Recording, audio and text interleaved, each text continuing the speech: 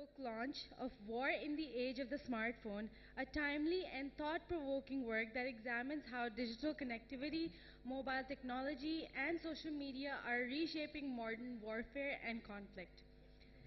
The book is authored by Dr. Matthew Ford, Associate Professor of War Studies at the Swedish Defence University, and a former strategic analyst for the UK Ministry of Defence. His research focuses on military innovation and the impact of everyday technology on global conflict, offering a powerful lens through which we can understand how war is increasingly fought, witnessed, and narrated through the devices in our hands. Joining him for this conversation is the retired Air Marshal, Mr. Amir Masood, a highly decorated former senior officer for the Pakistan Air Force with decades of experience in air defense, strategic planning, and counterterrorism. He brings invaluable operational and institutional insights into the reality of the contemporary warfare. The discussion will be moderated by none other than Ms. Azima Chima, Founding Director at Verso Consulting, a specialist in conflict, fragility, and political economy with extensive experience working across development and policy spaces. With that, I invite our speakers to begin the book launch and discussion. Thank you. Can everyone hear me? Great. So thank you for being here. We call this the graveyard shift between either just before lunch or just after lunch. So thank you for remaining with us for that period. We're here to discuss an interesting book, and I won't lie to you, my every instinct was to chat GPT the content before reading it. Mine too. But, you know, if anything, I thought perhaps let's resist this temptation, because having a mediated conversation with this particular book just didn't feel right. So I read the whole thing. Thank you very much. That's very kind.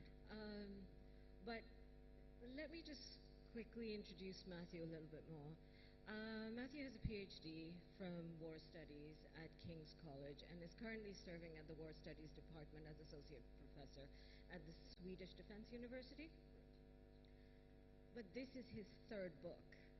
That's right. With Oxford University Press. That's right, yes.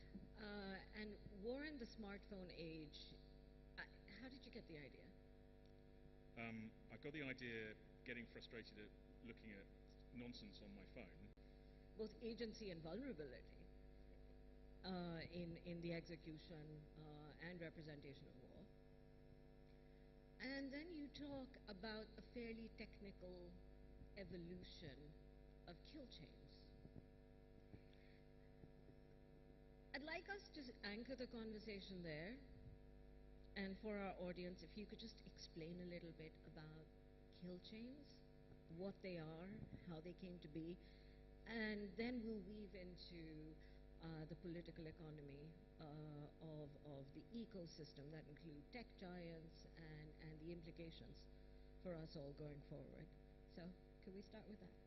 Yeah, it's a bit of a miserable thing to be talking about on a Saturday morning, so well done to everyone who has decided to join us.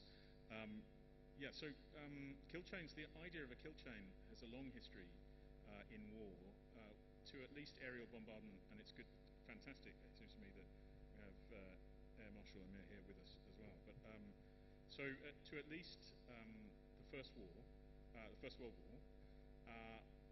Really, though, I anchor kill chains in the period during the Global War on Terror, which I am not nostalgic for in any way, shape or form, but there was a lot going on there, including the idea of finding, fixing, finishing, exploiting and analysing.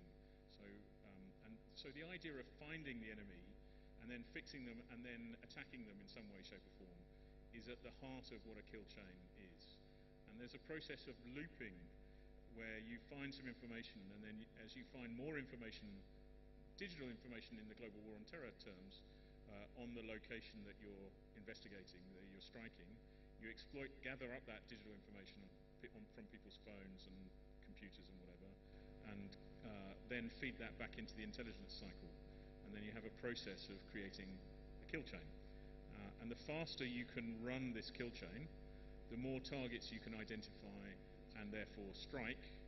And if you can attack more targets more quickly, then the claim is that you can effectively defeat your enemy in detail. You can strike their targets more quickly than they can identify yours, and then you can render them, you can incapacitate them.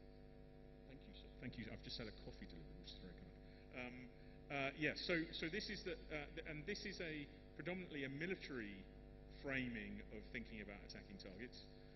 And I think one of the things I've been trying to do, one of the things I definitely do in War in the Smartphone Age, is to try to show how that process is also democratized. That the technologies that are being used to make that kill chain work in a military sense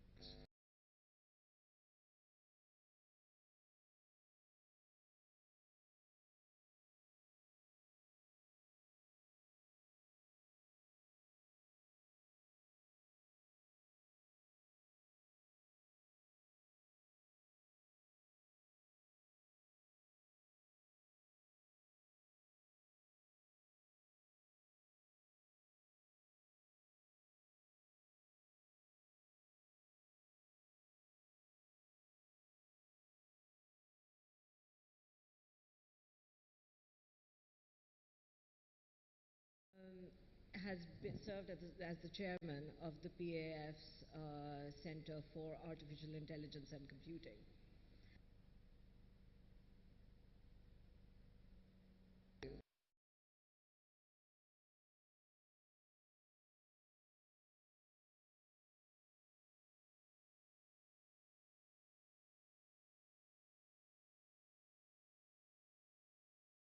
Like parts of Africa, I think you've done a good sort of global distilling of examples within the book, which is why it was fascinating.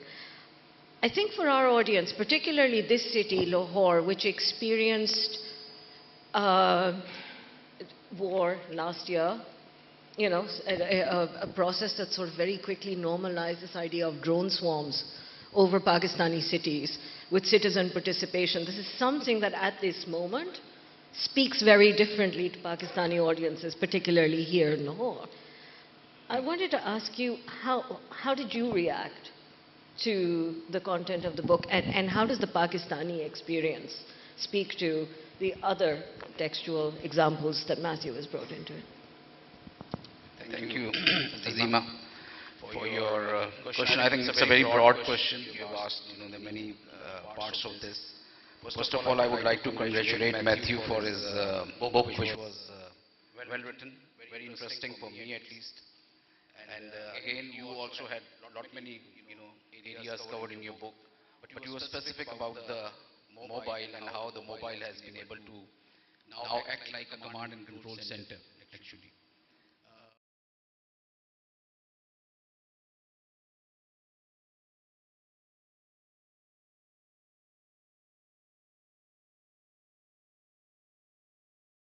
Much different from battle.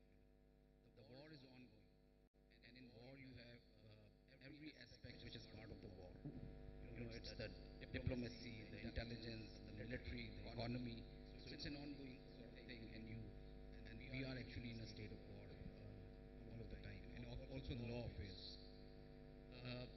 And it's not essentially that only the kinetic action is supposed to be the war, which can be considered as the battle, but not the war. And war, with the passage of time and with more cyber coming in, more technology coming in, it's going to as well as Gaza and in Pakistan, India wars as well. That there was a lot of narrative which was being built by the city, and that was through the mobile phones, through the YouTube channels, through X, and so we were able to have a narrative which was by the civilians, and it was through different social media channels which were visible to us. But I would say that what Matthew has mentioned about the kill chain you cannot, mirror image the same kill chain in Gaza and in Ukraine. Especially regular and irregular warfare has got a different way of having the kill chain. It has, sensors, shooters, and in between you have the communication lines which are there, whether it can be through satellite, through cables, or through any of the, channels. But the important thing is that you have to take a decision, which Matthew mentions in his book with a terminology which is known as OODA loop, which is that observe, orientate, decide, and act. So this OODA loop has to be minimum, whether it's a regular warfare in Ukraine versus Russia, or Azerbaijan versus Armenia, or an irregular sort of warfare as in Gaza, or towards our western side of the border, or any, terrorist or counter-terrorist operations which you are doing. So this OODA loop, the term was coined by Colonel John Boyd, and it is, that the philosophy of OODA loop is the one which is completely mentioned in Matthew's book, that you have to act fast. You have to act faster than the enemy, and that is where you put him into a decision dilemma. And the one who can act fast through the processing of the data, through the data channels, through integrating sensors and shooters much more effectively, is going to win the war, is going to win the narrative, is going to win any regular or irregular sort of war. So I think the Colonel John Boyd, this terminology of OODA loop, he himself was, by the way, a fighter pilot, and he was the one who actually designed the F-16 aircraft also. And I, being a flyer of that, I can see that sort of, depiction of the philosophy within that aircraft. And it is visible because of its agility, because of its aerodynamics, and because of the way the decision support tools are available within the F-16. So, lastly, I would like to say this thing, that all these wars, their final outcome is mostly being built by the civilians. And the civilians have got so much of participation, so much of collection of data, so much of intelligence, that intelligence which used to be the domain of the military only, today you have much more intelligence available on your mobile phones, and through the channels which are also mostly civilian channels. The way I was saying that the tools which are available to us in our command and control centers are supposed to be the weather, the imagery, the battle damage assessment, and placement of our assets, etc. Actually, you can have all that data today on the mobile phones through the social media channels. And you can then participate in the war by giving your opinion that whether that target has been hit effectively, whether we have been able to score 6-0 or 12-0 or 10-0. And similarly, the Indians claiming themselves that we have been able to destroy so many Pakistani jets on ground, or targeting so many bases on ground.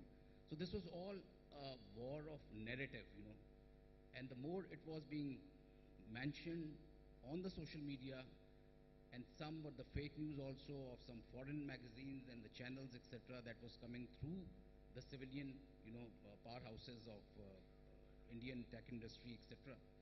So that narrative was being built, that who has been able to score victories, because nobody was able to actually confirm those kills or confirm those damages, for the reason that they were happening at so long ranges and with so much of distance, and no visibility to the public in journal, that people were deriving the lessons and the notion of victories through whatever was visible or available to them on the social media channels.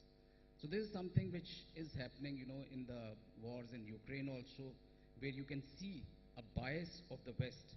And sorry to say, in your book also, I could see that that mostly it is that in Ukraine you can see whether it's the X, or whether it's the YouTube channels, or it's the Meta, they are blocking all those contents which are pro-Russian, and they are propagating and advocating all which is pro-Ukrainian, because the West is trying to give them more flip and give them more air in the social media. Yeah. Okay, so that's an interesting point. There are a few continuing points from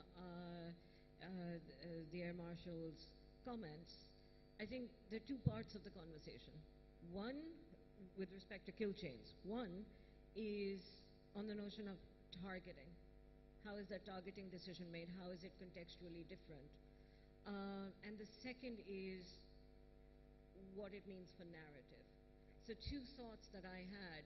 One was, well, what do we need in terms of kill chains? Where there's a lot of public blowback in a country like Pakistan if you get that decision wrong, if you get the target wrong. You know, it sort of feeds into a lot of building community and public grievance against the state. Secondly, people behave differently, and you've talked about this at length in your book. That context where, like Gaza, where people often give their mobile phones to their families. In Pakistan too, mobile phones are shared assets, right? So, you know, this conversation about targeting is also then different from this conversation about narrative building. And a thought that I came away with was, you know, given how you described Putin's war and how Russian information dissemination was largely targeting, for instance, Indian audiences, right? Are wars to fight wars at data speed, to use your language? Our inability to fight wars at data speed means that there's an increasing reliance of the military on, you know, large swathes of data, and AI is unpredictable and unexplained in terms of how it reaches its conclusions. So what does that mean for wars in the future? Does that mean also that they're going to be largely produced? But also, just to also bring in that last point that the Air Marshal mentioned, I do want to give you some credit. You do mention military Orientalism, about how the West, or Western prejudice in fact, misunderstood Russian, you know, or so misconceived the Russian way of war, and you had Oriental notions applied to the analysis, which was in fact dangerous. I think there's a lot of that going on with respect to China as well, particularly in the India-Pakistan conflict, where the performance of Chinese tech was, you know, for the first time visible, but also it became kind of a metaphor for war and perhaps a future war in the Eastern Theater. So if you could sort of take all of those comments and address them one by one, take as much time as you need. A small request. Okay, so let's just go back to some basics. I mean, as I don't directly talk about India-Pakistan in the book, principally because there wasn't anything obviously going on that would give me the evidence base from which I could. I mean, of course, as the Air Marshal just pointed out, there's a constant state of tension between Pakistan and India. But the means by which I could show how some of the things I was interested in were going on here was very hard to pull out. But if I just think laterally for a moment about the situation, and as I came to Pakistan, I was interested in smartphone. How many people own smartphones in Pakistan? And it's about 30%. So around 70 million people, if I understand it correctly, 70 million people out of 250, 60 million people. So there's a large proportion of the population that don't have smartphones. On top of that, there is rolling out 5G tech. It's happening across, 7 cities in Pakistan over the next couple of months. So we're relying on 4G and 3G technology in the first instance in order to, and the International Telecoms Union of the United Nations says that around a 3G network. Now, at the heart of some of the things I'm talking about really is that civilian communications are able to transmit data more than military communications. It's just built into the tech in your phone. you can communicate at greater speed built off the cell phone networks you have than the armed forces can built off the specific networks that the armed forces have. Of course, there are good reasons for that, along the lines that the armed forces need hardened communications infrastructure that can withstand electromagnetic interference, some kind of electronic warfare and all these other bits and pieces. But effectively, civilians have the capacity to communicate more quickly than the armed forces. There are moments when the armed forces or the state might switch off the telecoms network or make some social media platforms more available than others at different times, depending on the circumstances. But if you think about, and those can be for good and valid military reasons, but the internet itself is designed to remain open irrespective. At the heart of it, it was designed around the possibility of a nuclear strike, and so there are always ways round, in terms of communication, around any bottlenecks that are put in place by government, whether it's the dark web, whether it's other ways of getting online via VPN, and that creates some structural imbalances between the armed forces and society more broadly. So, for example, and I hesitate to say this because it's not a scenario I wish on Pakistan or India, but should war come, the question I think you need to be reflecting on is the fact that in India, if there is rolling out a 5G network across Pakistan will help the economy in all sorts of important ways. But that limited access to 5G networks, if India has more 5G capacity and more smartphone penetration, then effectively civilians can leverage that information advantage in a way that, should Pakistan have to go into India, then Pakistan's armed forces will be confronted with a civilian population that understands how to communicate and communicate more effectively than if Indian armed forces were in Pakistan. And that information disadvantage will become a problem for the armed forces. It doesn't matter how much we try to massage this, and you can see that in Ukraine. Ukraine is a very connected society, and availability of smartphone internet connections have created the conditions in which the Russian armed forces have an additional civil society layer of challenge to get through when it comes to fighting its way into Ukraine. So, for example, when Russia attacked both to the northwest and northeast of Kiev in the opening phases of the war, something like 90, as the Russians were advancing to the east, they advanced down one road and they pushed armoured columns, they didn't mobilise their infantry, and so effectively they were moving without appropriate infantry screens, which made them more vulnerable when they were confronted with the enemy. Principally along the lines of civilians were flying civilian drones over the Russian advance and communicating that information back to artillery units and then adjusting fire. Now that was an integration of civilians and the armed forces in order to make it harder for Russians to advance to the northeast of Kiev. And it seems to me that that scenario that's going to just be a common scenario. There will be ways that electronic warfare can interfere in that, but it's in no one's advantage to switch the internet off for a long period of time because your economy will be completely destroyed as a result. So, the internet as a space through which you manage both the economy and war, and indeed representation of war, how media talks about war, is going to depend on the internet. And it seems to me it is, of course, possible and has happened that the internet gets switched off. I make reference to the war in Ethiopia, in Iran, of course. But, the remarkable thing about Iran is the amount of social media stuff that comes out.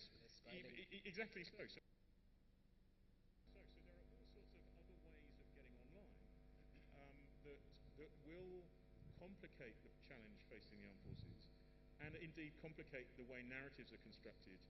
I mean, in Pakistan, if there are 30% of people with smartphones, then my guess is, and forgive me if I get this wrong, but my guess is that most people are reading mainstream media, news broadcasts, and reading the newspaper. And then a elite, dare I say, I don't know whether that's elite or a middle class, who have access to smartphone technology may be shaping the narrative there. But then the question is, how do you bridge that divide between mainstream and print media, news broadcast and print media, and what's going on online amongst a community that has access to smartphone technology? And that changes the dynamics, the political dynamics, and how messaging works in Pakistan and indeed in India. And I think being attentive to these structural divides, as it were, these digital divides, is very important for thinking through both narrative formation and indeed the conduct of war. And you asked me about AI as well. I don't know, do you want to...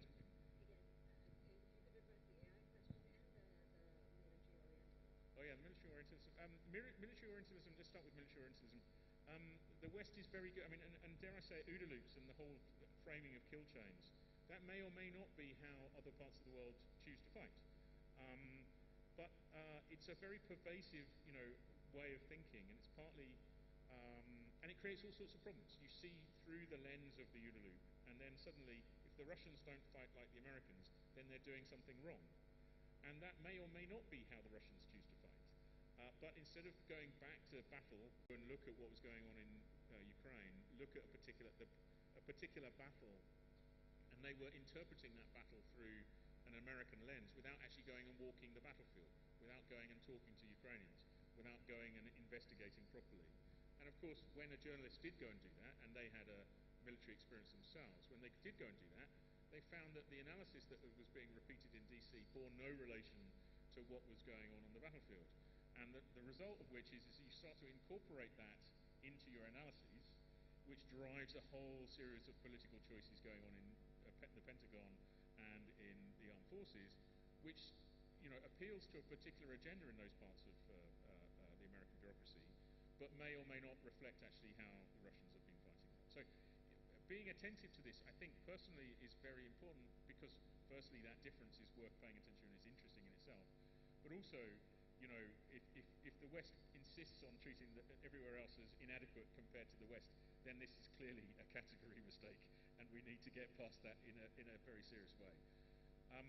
On the AI side of things, clearly the challenge for you and I when we're looking at a smartphone is getting past the noise. AI is creating more crap, basically, and we have to interpret what's going on in our smartphones.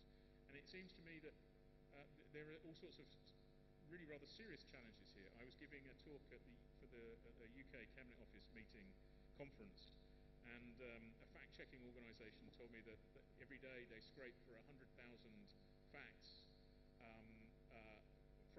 for disinformation. But they only fact-check 10 of those 100,000 that they get every day.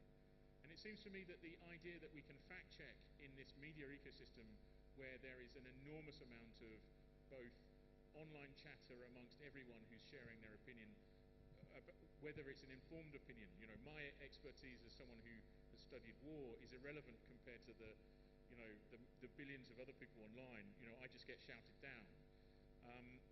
But that flattening of expertise makes it very hard for everyone in this room to try and distinguish between whatever is being put out by users, but also increasingly between AI bots that are producing more and more crap online. And the danger, I suppose, for online community is that there's a constant exchange between bots, but without any actual media engagement, but any engagement between users.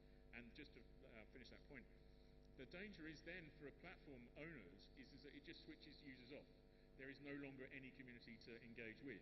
And so there's a balance that the platforms themselves must strike between connectedness in a competitive Pakistan-India context will matter in future wars.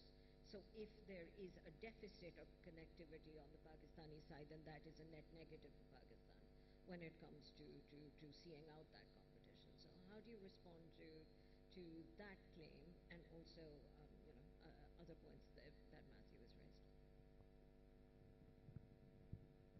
I totally agree with this fact that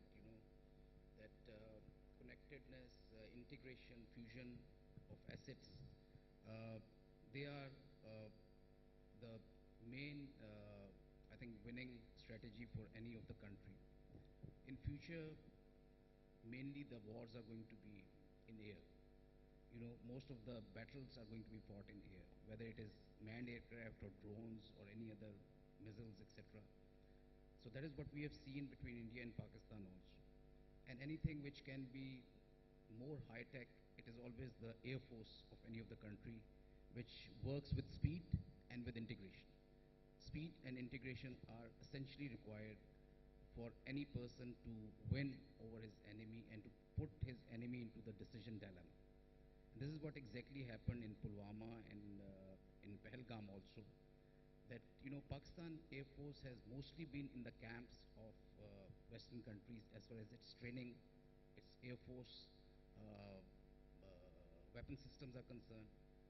And after the Second World War, one of the major lessons for the West and for the Americans was that you have to win in the air before you have to win on the ground or in the sea. And because of that, they have always employed their Air Force very independently. Whereas the Indians were mostly in the Russian camps since independence, and they have, mostly used Air Force as an air artillery, being more dependent upon the ground forces or the naval forces, rather than being proactive and creating that shock and awe effect which mostly the Western Air Forces believe. Because they believe that Air Force is the only force which can strike directly the heart of the enemy. And to do that, you have to have the control of the air. And for control of the Air Force has to be employed independently. So because of this, Pakistan Air Force has always been employed independently. Its decision making has been very straight, whereas there had been a lot of layers of decision making in Indian military and Indian Air Force as well. So these have been the points which I would say had been in favor of Pakistan. Of course, the training aspect also, and the employment strategy also, which was there articulated by the Pakistan Air Force. Lastly, I would say that conceptually, Pakistan has, and especially the Pakistan Air Force, has always believed in system-centric approach, and the Indians have employed their assets mostly in an, because of which they could not carry out the multi-domain operations which Pakistan Air Force was able to do. We had lesser assets, I would say less superior in technology as well for the first time. Previously Pakistan Air Force have always had better technology and less numbers. But this time I would say with Rafales and S-400s and Aeron drones, they had a superiority as far as the technology is concerned. But they used them independently as weapon systems, not as weapon systems, but as platforms, which were not very much fused together. Whereas we were able to have all our players in the air with a common operating picture through a common tactical data link.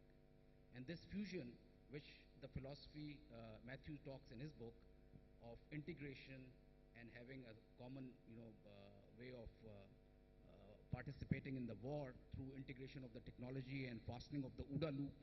So that philosophy was visible in Pakistan Air Force employment. And that is what created the difference.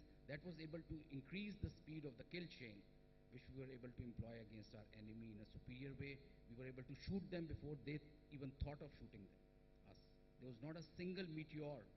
Meteor is one of the finest and one of the best missiles presently in market. Was not able to be employed against Pakistan Air Force, against a Chinese platform, and that superiority was visible in the first 1 hour of the mission, where they were able to shoot, Pakistan Air Force was able to shoot at least 6 their jets. That was something which actually put them into a decision paralysis, I would say. And this is what actually the thing which is visible in the book, which Matthews also talk about, the speed of action through a faster OODA loop, a faster kill chain, and through a system-based approach. If you see the West, whenever they induct any system, it is the complete system, which includes the logistics, the maintenance, the connectivity, the Link 16, which you are reading a lot nowadays also. So this link actually integrate all the systems within that system of the systems. And if you have the ground control sensors, which are the radars, the airborne radars, the sensors which are electronic warfare sensors, integrated with your shooters, which are the missiles, the F-16's weapon system, J-10, and all these. And there's a very fast, communication link, which is assisted through AI decision support tools. So you will have a faster kill chain, much faster. I mean, it's going to be like a hyper war going on. And that is what makes the difference in any future conflict as well. Thank you. Okay, so if I may interrogate this a little bit, I think the integration of military capabilities and military data systems, I think we've had a very good demonstration of that in Pakistan. The architecture Matthew is talking about says future wars need the integration of the military's own data systems, both internal and external, but you need a rapid integration of civilian data. And a lot of that is going to come via this conduit of this big bad giant that is the tech companies, right? So us, people who are on our smartphones, and I can see everybody has a smartphone, everybody has, as a user, agency. But then people within private sector companies who are employees of those private sector companies also have agency around ethical questions about whether or not they want to do something, right?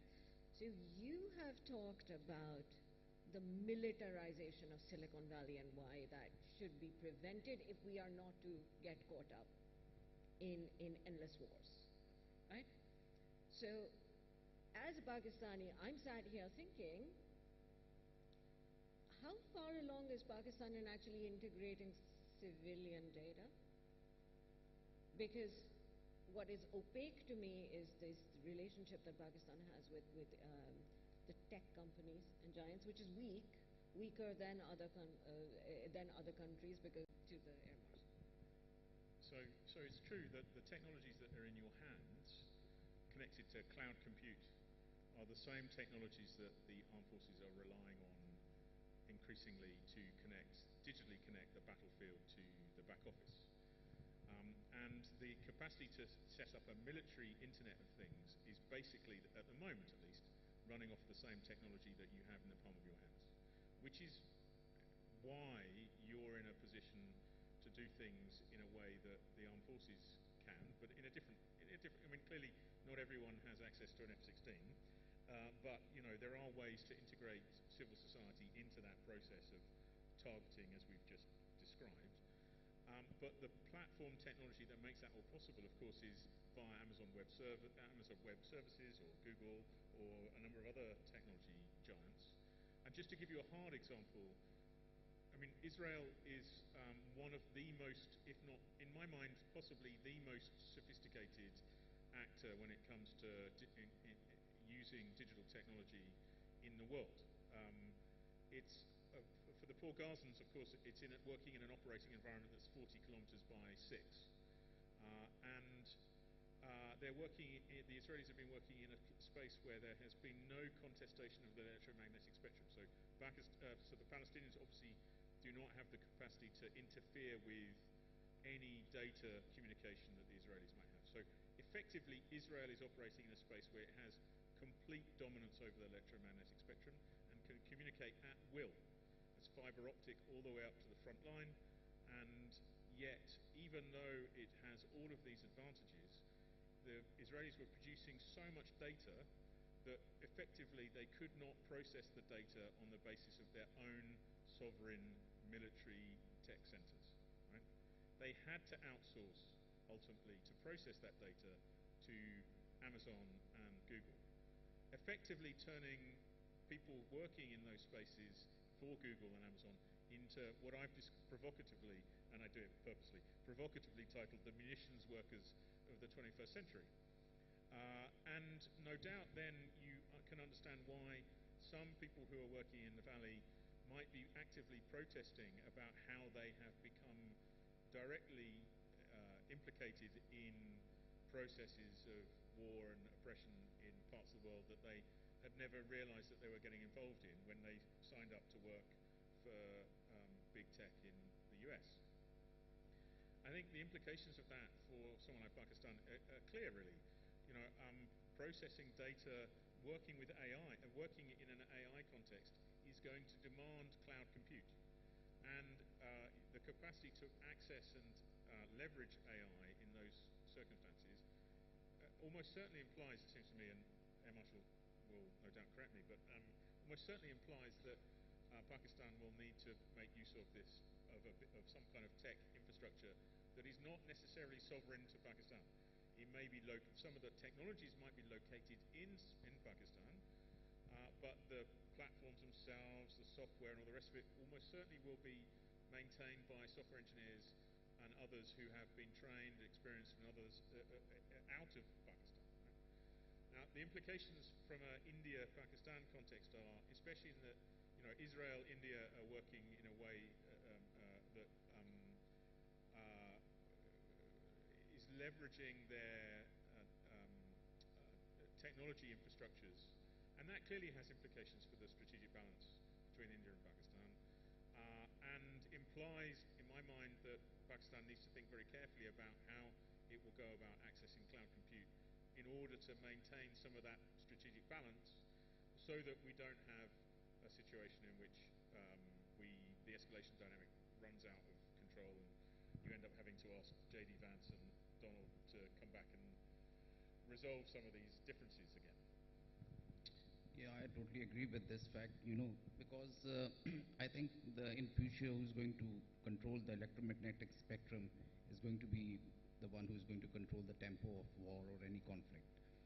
Secondly, I personally think that we need to have a civil-military jointness as far as the data sharing is concerned, as far as the data centers are concerned, as far as the storage and processing and analysis is concerned.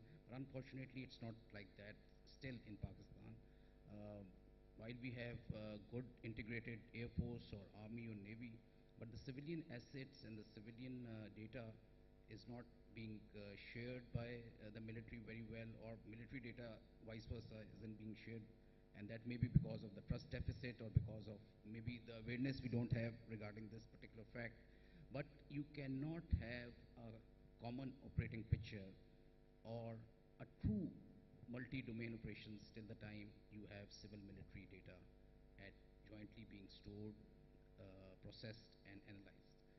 And while Matthew may say that it's the weaponization of the tech industry in the Silicon Valley, but I personally think that the military industrial complex has to handshake with the tech industry to produce weapons which are much more precise, which are much more fast, which have a better processing speed and accuracy as well. So this has to go hand in hand, and there's no other way that this will not happen in future as well. Secondly, I would also say that, you know, the point of the cloud computing may be being done for us or maybe outsourced to Google or somebody else, it's not very safe. So that is where, you know, the thing comes in that this is a complete stack which Matthew mentioned in his book, that it's the complete infrastructure which you need to have your own. If you need to have that level of safety and that level of integration, as well as requirement in case of any contingency.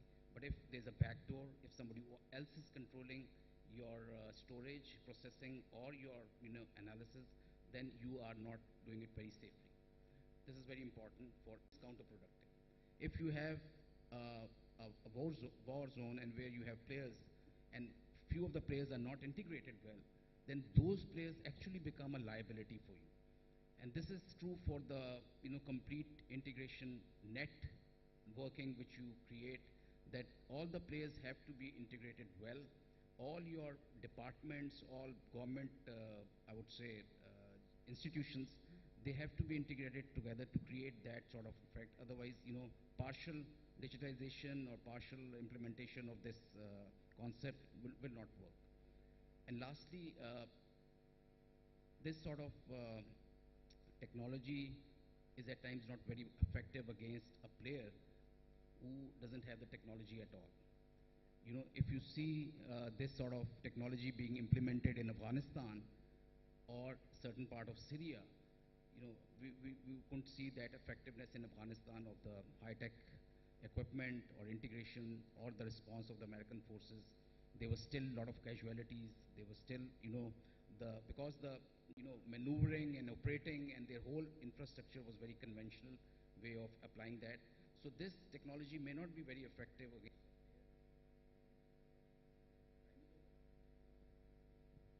No, I've still. This is very important that that the type of enemy whom you are or the adversary whom you are actually targeting need to have some level of infrastructure where you can destroy that and inhibit his ability to maneuver, or his decision making loop can be targeted, like Pakistan versus India war which was there, Ukraine versus Russia, Azerbaijan versus Armenia. You were able to target the air defenses and target their radars, etc. That is possible, and that will destroy their OODA loop actually.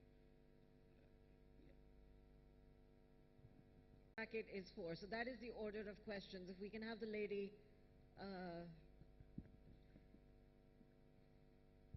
Please introduce yourself, keep your question tight and brief, and indicate who you'd like to direct it to.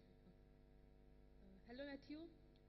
I have question regarding to extremely opposite role of smartphone during war. As Harari wrote in his book Nexus that we are all entrapped in algorithmic jail, and he quoted the Rohingya genocide in which Facebook played a very devastated role. Okay, the Rohingya genocide. Rohingya genocide. Yuval Noah Harari quoted in his book Nexus that Rohingya genocide in which Facebook played a very devastated role. However, in the first chapter of his book, he emphasized. So just to clarify, Myanmar and genocide is one end of this, and accelerating violence using social media, and the other side of it was Importance of message during war. okay. Messaging during. So Facebook admits its role in promoting genocide in Myanmar. There was an independent inquiry into how Facebook was involved. It went along the lines of Facebook, when selling smartphones, Facebook was introduced into as a social media platform on the smartphone that was being sold in Myanmar. And so the citizens of Myanmar bought the phone, and instead of buying a data contract, they used Facebook to get online. So Facebook became the internet for citizens of Myanmar. And then Facebook didn't put any kind of controls over what kind of conversations were being had on Facebook. And that created the conditions in which anyone could say anything. And clearly, I'm not trying to suggest that there wasn't any social animosity, any political animosity between communities in Myanmar before Facebook, but clearly you can amplify that and promote and direct and shape some of those discussions to produce the kinds of conditions in which political violence accelerates out of any kind of, and given that there's no interest maybe within Myanmar itself to try and control some of that, it worked very well as a platform for languages are oral languages. You're not going to be able to code those into an AI and then be able to, that these narratives exist outside of a kind of strategic communication that's been established by the state and the armed forces that leads to an escalatory dynamic that can't easily be managed itself. So people then become more emotionally engaged in seeing a particular political outcome in a conflict in a way that the state itself is struggling to hold back. And so that then pushes, it makes it harder to achieve some kind of political settlement or some way of getting off the escalation ladder. So I think, social media is a distorting prism here, which I think is why we need to be very attentive to what's going on in these spaces, because it's very easy to get sucked in and then find yourself amplifying crap that also then promotes more conflict in whatever way, shape or form. In Pakistan, the thing to remember is that it's only we're talking about only 30% of the population. The question is how does that kind of language online get positioned into mainstream media, into broadcast and print media, and how does that astroturfing is important to pay attention to, because just because people aren't online doesn't mean that they're not being influenced by what's going on online. and because journalists are using the social media, it comes to thinking through how political violence and how wars are being narrated. I hope that speaks to your question. So I am determined to get these 3 questions in, and we have the last 5 minutes remaining. So, sir, you get to go. Then blue jacket, yellow jacket, and we'll come to you. Yes.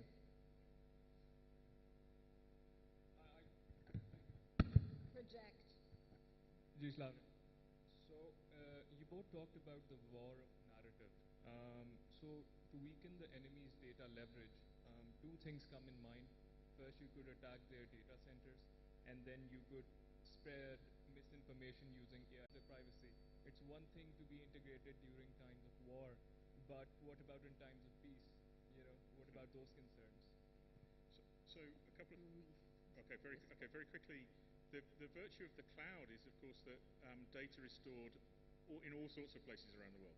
The armed forces may or may not specify where they hold their data, but the question really, from a cyber perspective, is identifying where that data is being held.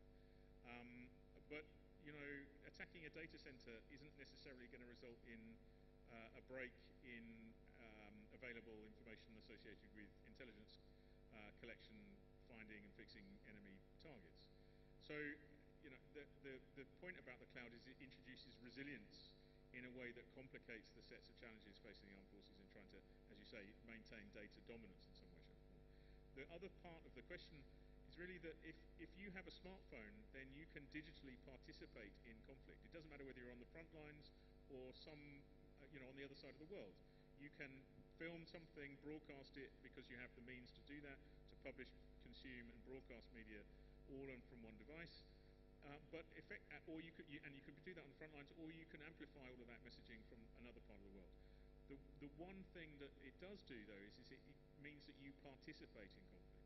And if you're participating, then you have to ask yourself, what does that do between the distinction between being a civilian and a combatant? My suggestion to you is that it collapses the distinction between civilian and combatant, and it makes everyone a participant. And by implication, by dint of carrying a digital device, you become potentially a combatant, right? And so therefore you become a target. Sir. My question, 30 seconds for your question. Okay, so my question is that when we're thinking of developing a digitally adept society in the far north in Kyrgyzstan, we see that people complain, people over there, in a safe, because the goal is not to become, go back to the caves, but to maybe, let's say, become more like Estonia, So the military center is in a really difficult place, right? On the one hand, the traditional role of the military center has been to limit information flow, access to battlefields by print journalists and media journalists. And journalists are the easiest way of framing what comes out in an information context, right? But the smartphone itself, obviously, the news story, and you can see that in relation to the Iranian attacks, missile attacks on Israel, where early on Israelis were broadcasting this fantastical sight of missiles dropping onto Tel Aviv or whatever, and they themselves couldn't bring themselves to, they were filming this stuff and then broadcasting it, at which point the military center said, hold on a minute, if you do this, then you're providing battle damage assessment, you're giving information to Iranians as to what it is that you're targeting. Now, on the one hand, you can say, well, we're going to create a context in which the armed forces, civil society realizes that they need to limit what they broadcast, so they self-censor. But and you can see that in Ukraine. But or you can actively move to switch things off or try to control what is broadcast. But as I said to you, the underlying challenge, it seems to me, is that there are all sorts of technologies, and Air Marshal pointed out Starlink and other platforms, ways of getting online that just circumvent and make the challenge for the military center that much harder. And I just don't see how that, the direction of travel here is one in which the military center is going to find it harder and harder. So we are now into overtime, but sir, your question, and then madam, your question. And anybody else who has a question, I would suggest have a conversation with the panelists before they exit the room or in the break. But sir, please go. Assalamu alaikum, Wasim Haider, my name. So just a thought, like going into the digital age, any thoughts about cyber force or maybe a space force in order to protect the sanity of all the data and the integration of all the smart devices that you're talking about. Have we ever thought about cyber force or maybe a space force in order to protect it? I mean, clearly, when it comes to future data environments, having the capacity to manage who has access to your networks and under what circumstances is crucial. But I had a conversation with a vice chancellor of a U.S. university a couple of months ago, and she pointed out that there are 700,000 vacancies for cyber defense, cyber security positions in U.S. government. 700,000. Okay. Now, if the U.S. can't actually, and the U.S. is clearly got a very sophisticated and layered approach to cyber defenses. But if there are 700,000 vacancies in U.S. cyber security positions, I put it to you that probably the rest of the world is going to struggle to maintain its own cyber security, no matter how much effort is put in there. And clearly there's a lot of effort put in. And so it seems to me that it's always going to be a source of vulnerability as different software platforms, hardware platforms are layered onto each other over time, and depending on the evolution of your own IT network and infrastructure, also that brings with it its own vulnerabilities that are going to be challenging and difficult to manage. And so it seems to me that that's just going to be a vulnerability. That is a fact of life.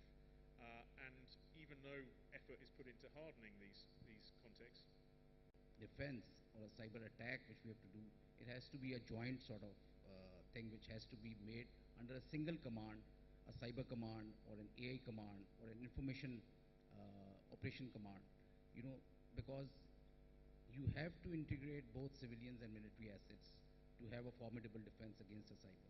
Otherwise, the vulnerability of either of the assets is going to affect the national strength, and the defense has to be a collective one against a cyber or an AI or a space.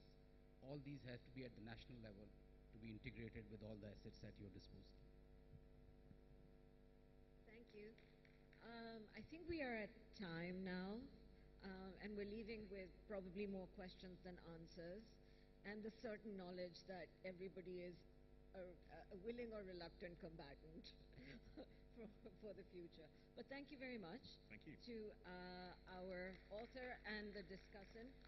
The book is available? Oh, maybe we don't know that. Oh, do we know if the book is available? All right, so we've identified a little gap. However, if the book is available, please do. Yes, please do. Please do have a browse. This all over social and media. thank you all for your participation and keeping us to time. So.